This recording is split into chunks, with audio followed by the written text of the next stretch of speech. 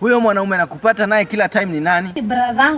Blood brother? Mbona mimi simjui? Hapana, ni Njoti brother. Unaongea vibaya. Na kwanza unawezaje kupenda wanaume wawili? Sasa kama naweza penda wazazi wangu wote equally, watu walionileta hii dunia nitesekange bila hadi consent yangu, what makes you think siwezi penda wanaume wawili equally? Wewe si utanifanya nilee watoto wenye si wangu? Kama Joseph aligongoa na Holy Spirit na akalea, who the fuck are you? No. Kwanza ni unlockie simu na unifungulie WhatsApp, manake unaonekana wewe una cheat sana. Wewe ameamka kuniambia ati ni unlockie simu na nimfungulie WhatsApp. Hai. Siku unataka kulia ukatekata kitunguu. Hala? Hivyo ndo unaweza nijibu?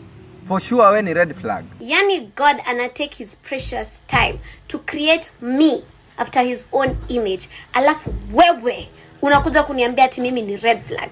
Kiumbe imeumbwa na Yesu ndo unaita red flag.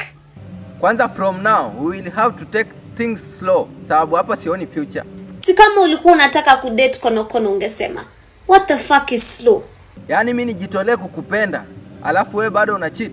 I really love you, lakini wewe mapenzi mingi na unitumi pesa, hiyo ni kelele, utaniharibu eardrums. What the fuck?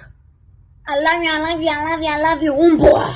Sawa, nakubali sikutumii pesa, lakini hizo skills zote zenye na perform kitandani na bado una cheat. Skills atia Johnny Sins.